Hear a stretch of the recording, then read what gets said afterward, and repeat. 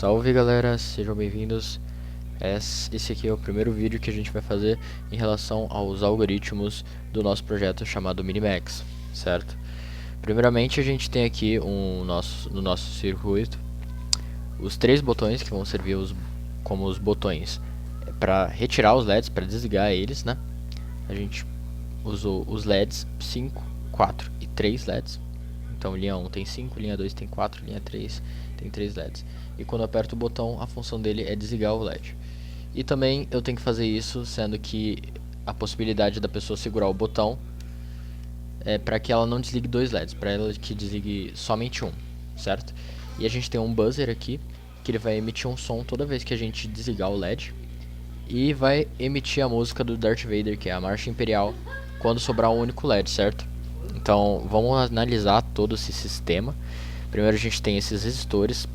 Primeiro porque o LED ele recebe só 2 volts, então ele não pode ter uma tensão maior, senão ele pode queimar, certo? E o meu botão, eu estou utilizando um resistor de 10K, certo? Justamente para ele consumir menos energia possível do meu Arduino, certo? E ele está funcionando com uma chave pull down. Ou seja, ela está mantendo em 0. Então, somente quando apertar, ele vai para 1. Certo? E como vocês podem observar, o botão tem um diferencial. Ele está nas portas analógicas do Arduino, justamente porque a gente não tem porta suficiente. Certo? Aí a gente teve que utilizar portas analógicas do Arduino. O fio preto é o fio do GND, o fio vermelho é o do VCC, do Arduino. E o buzzer ele também está numa porta analógica. No caso, a porta dele seria a PWM, que é uma saída analógica, certo? Mas a gente não teve espaço e teve que utilizar as portas dessa maneira no circuito. Se você está interessado e quer testar esse protótipo do jogo do Nin, você pode abrir aí na descrição e vai estar o link desse mesmo projeto. E é só você dar uma olhada, pode testar.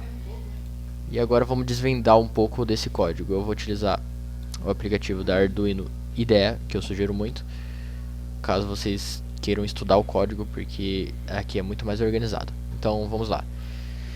Primeiro a gente tem esses hashtag define. Eles vão servir justamente para formar as notas do nosso buzzer. A gente sabe que o buzzer ele funciona à base de frequência. E as notas são essas aqui, C, D, E, F, G, G, S, são essas notas. E o que vem depois é a frequência que o buzzer toca. Então, dependendo da frequência, surge uma nota diferente.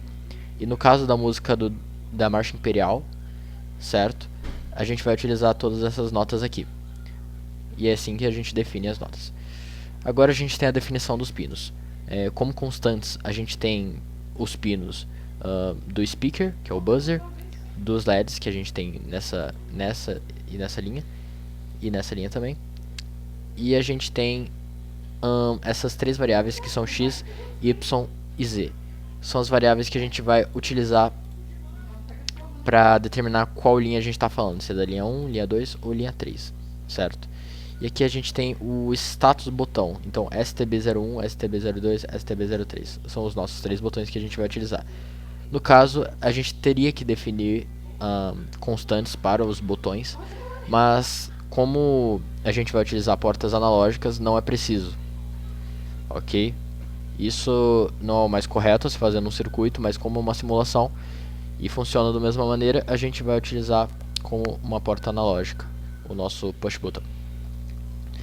Ok, aqui a gente definiu o que era a saída no nosso circuito.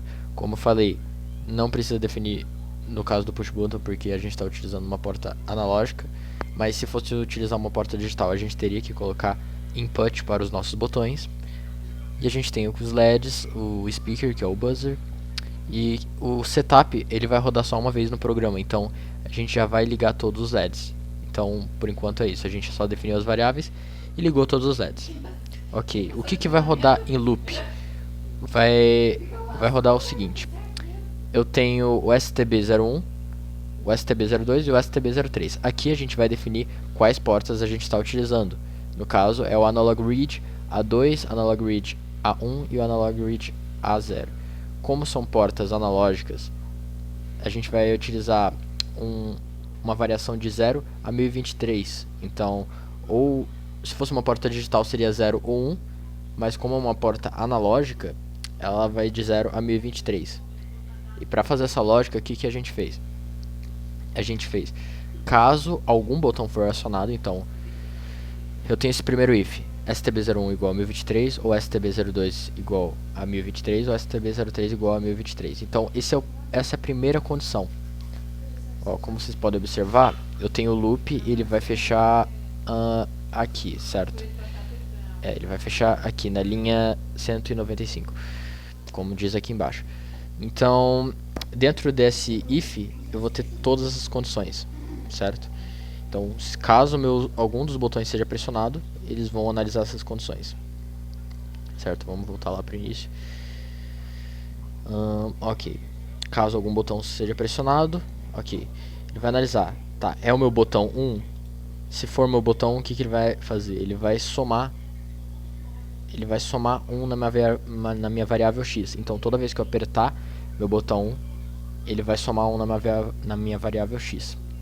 Somando 1, ele vai entrar nessas outras condições aqui. Se x for igual a 1, significa que eu apertei uma vez. Então eu vou desligar o LED 1. E eu vou soltar um tone, porque é assim que o buzzer vai funcionar. Toda vez que a gente apertar o botão, ele vai desligar, além do LED, vai soltar um som do buzzer. Vai soltar uma frequência do buzzer para indicar que o LED foi apagado. Isso é considerado uma adaptação que a gente utilizou para os deficientes visuais, para eles saberem que o LED foi desligado, certo? Aí a gente tem digital write. Esse aqui é o pino que eu estou utilizando no meu LED. No caso do LED 1 eu já coloquei lá em cima qual que era o pino. E aqui é a situação que ele está, que é 0. Então eu vou desligar o meu LED aqui. Eu vou soltar um tone aqui na minha porta A3, que é do meu buzzer, de 440, que é a frequência dele. E eu vou soltar um delay aqui de 250 milissegundos. Aí depois eu toco um no tone. Então, basicamente isso. Ele desligou meu primeiro LED, meu LED 1, que é, no caso, esse aqui é o meu LED 1. Aí o meu LED 1, 2, 3, 4, 5, 6, 6, 7, 8, 9, certo? 10, 11, 12. São 12 LEDs que a gente está utilizando nesse programa. Beleza. E o mesmo vai para os outros. O else if é uma condição intermediária. Então, toda vez que você colocar o if, ele vai analisar essa condição. Então, caso essa condição esteja falsa, ele vai analisar essa condição. E caso essa condição esteja falsa, ele vai analisar essa. E assim vai. E é a mesma coisa. Então, se x não é igual a 1, ele vai analisar x igual a 2. Beleza. Aí eu vou desligar o 2. Aí, caso não seja x igual a 3, vou desligar o 3. E assim vai. Percebam que na linha 1 eu coloquei uma única frequência, que é de 440, para diferenciar das outras linhas. Que na linha 2 vai ter uma frequência diferente da linha 1, e a linha 3 vai ter uma frequência diferente da linha 2 e da 1. Certo? E no final desse if botão 1 acionado, então esse é o meu final, ele vai fechar aqui.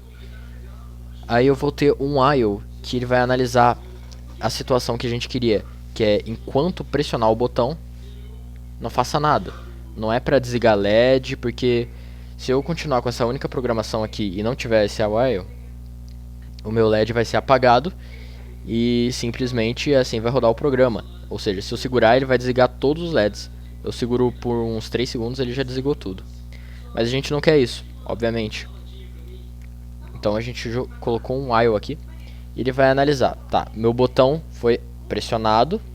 Então, enquanto o meu botão, porque o while na tradução para português é enquanto o meu botão for pressionado, não faça nada. Então, é exatamente isso aqui, não faça nada. Então, basicamente isso. Dentro do meu while, vocês estão vendo, tá, não faça nada, beleza. Mas o que é isso aqui, Pedro? STB01 igual analog read a 2. Isso aqui é justamente para funcionar o while nessa situação em que a gente está utilizando uma porta analógica. Se vocês pararem para pensar assim, em relação à porta analógica, tá, vamos supor que tem uma caixa, que é o lugar onde eu estou armazenando a minha variável, o meu estado do botão. Aí, beleza, só que antes de colocar nessa caixa, eu falo assim pra minha variável. Tá, minha variável, o botão foi acionado. Aí eu coloco na caixa. Na caixa é escuro, ela não tem noção de nada, ela tá confinada lá, em plena, digamos assim, pode ser até um tipo de quarentena. Se eu mudar o estado do botão, ele não vai saber, porque de certa forma ele não tem nenhuma noção lá dentro. Eu posso apertar o botão fora da caixa e ele não vai saber, certo? Só que o que eu tô fazendo aqui, na verdade? Eu tô relembrando o meu STB01, que ele está se referindo ao meu analog read. Então é por isso que eu preciso colocar essa definição, certo? No caso, se eu utilizasse uma porta digital, ela não precisaria disso. No caso, era só colocar um while e eu abro e fecho aqui e ele não precisa fazer mais nada. Mas como eu estou utilizando uma porta analógica e tem essas variações, eu preciso colocar isso aqui, certo? E esse delay a gente vai utilizar justamente por um efeito do botão que a gente tem, que é o efeito bouncing, que é um efeito que é um kick do bouncing, na verdade, é um kick do botão. Toda vez que a gente aperta, ele tem esse momento que troca de chave. E para não ocorrer nenhum problema, assim, a gente precisa colocar esse delay e ele não contar mais vezes que a gente apertou o botão. Bem, tudo isso que eu expliquei é pro botão 1 e serve para os outros botões. Então, essa seria a minha primeira condição dentro dessa condição grande, dentro dessa condição maior. E a minha segunda condição seria essa daqui: se o meu botão 2 for pressionado, ele vai armazenar Y, vai somar toda vez Y mais 1 quando eu apertar o botão, e vai ter essas seguintes condições. Ele vai ter que analisar qual que se encaixa e ele vai ter que soltar um tom. E lembrando, se vocês forem ver depois, nessa condição aqui, ó, caso o meu x seja maior que 5, então ele vai analisar, certo, meu x maior que 5, então eu apaguei o primeiro, o segundo, o terceiro, o quarto e o quinto LED. Eu apaguei todos os LEDs, porque quando o meu LED é maior que 5, pode ser 6, 7, 8, então eu apaguei todos esses LEDs. E isso significa que ele não vai precisar fazer mais nada, né? Então, como é que a gente pensou agora? Tá tudo apagado. Como que o cego vai saber se tá tudo apagado mesmo? Ele pode simplesmente apertar mais uma vez para ter certeza que os LEDs estão apagados, e ele vai emitir um som por um período maior. Então, é uma boa estratégia, né, que a gente utilizou no caso de colocar um tone aqui de um delay um pouco maior, para determinar que essa linha já foi toda apagada, não tem mais LEDs ligados nessa linha. Certo, vamos continuar aqui. E o mesmo vai se aplicar para as outras linhas. A gente tem o while para o botão 1, como eu falei. Aí para o botão 2 vai ser a mesma coisa. A gente tem esse while também, tem o delay, e para o botão 3 vai ser a mesma coisa, certo? E aqui vai finalizar o botão 3. E o que a gente vai ter dentro? Lembra que eu falei aqui que nessas chaves eu tenho essa condição: if botão 1 acionado, botão 2 acionado ou botão 3 acionado. Dentro disso eu vou ter uma outra condição, que vai ser a minha condição da música. Caso eu tenha x igual a 4, y igual a 4 e z igual a 3, o que é x igual a 4? Então significa que 4 LEDs foram apagados na primeira linha, 4 LEDs foram apagados na segunda linha e 3 LEDs foram apagados na terceira linha. Então o que isso significa? Eu apaguei 4 daqui, eu apaguei 4 daqui e apaguei 3 aqui. Então eu tenho um único LED. Nessa situação é para ele tocar uma música referente à Marcha Imperial, porque é assim que ele vai permitir que usuários que estão jogando identifiquem quem perdeu o jogo. Que no caso, por exemplo, eu estou jogando com você o jogo do Nin, aí falta 2 LEDs nessa linha e os outros já foram apagados. Eu tiro um LED daqui, aí você perdeu. Aí ele vai tocar a música da Marcha Imperial para indicar que você perdeu, porque na hora que você ia jogar, tocou a música da Marcha Imperial. Então isso vai indicar que você perdeu o jogo, certo? E isso também pode acontecer com seu adversário. Então, ele vai tocar a música independente de quem ganhou, certo? Sobrando um LED, ele vai tocar a música. Então, eu tenho as seguintes opções. Eu tenho um único LED na primeira linha, que essa é a primeira condição. Ou eu tenho um único LED na minha segunda linha. Então, eu apaguei 3 LEDs da segunda linha, significa que só tem um aqui. Ou eu tenho um único LED na terceira linha, que é a minha linha Z. Então não esqueça que X, Y, Z são referentes às linhas. X é linha 1, Y é linha 2 e Z é linha 3. Certo? Aí isso aqui é uma função. Start Imperial March. É uma função que a gente fez. E aqui vai terminar o meu void loop. As funções, como vocês podem observar, elas estão logo abaixo. Ó, do começo a gente tem os defines, as definições, as constantes, o void setup, o void loop, aí ele vai até aqui. Até aqui. Aí as funções vão estar fora do void loop e do void setup. Vão estar logo abaixo. Então a gente tem aqui a void da marcha imperial. O beep vai ser referente à nossa função aqui, que vai determinar o tempo que cada nota vai ser tocada, a frequência e a duração que ela vai ser tocada. Certo? Aí a gente tem essa função do beep para determinar isso. E aqui a gente vai ter a nossa função em relação à ordem de cada nota. Então aqui ele vai colocar a ordem de cada nota e em seguida ele vai falar qual é a nota e aqui vai falar quanto tempo vai ter que segurar essa nota, certo? E assim vai seguir essa função do Start Imperial March. Essas duas funções do Void Beep e do Imperial March, elas são encontradas de várias maneiras na internet, um código open source. Então, dependendo da música, você pode encontrar outros tipos de funções e podem utilizar em vários projetos que estão utilizando. Futuramente, em determinada ocasião, você quer utilizar o buzzer para alguma coisa nova, fazer uma música, aí geralmente você encontra esses códigos na internet, certo? Que são open source e você pode utilizar eles no seu projeto. E ao fim, a gente tem o fim das funções, né? Essa vai fechar a primeira função e essa vai fechar a segunda função. Lembrando que para eu chamar uma função, eu preciso colocar parênteses e ponto e vírgula. Então eu coloco o nome da função, coloco os parênteses e coloco ponto e vírgula. Aí eu consigo chamar a minha função, certo? E assim a gente consegue terminar todo o código do jogo do Ninho. Agora vamos testar, certo?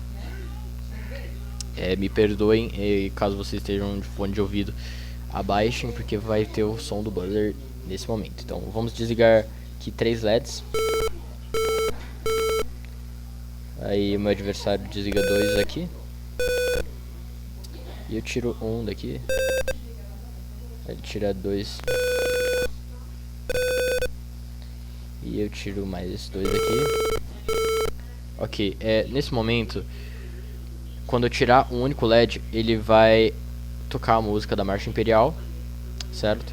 Pode ser que ocorram alguns travamentos, porque o Tinkercad não é uma funcionalidade, um programa que roda 100%. Pode ocorrer travamentos, mas vamos lá.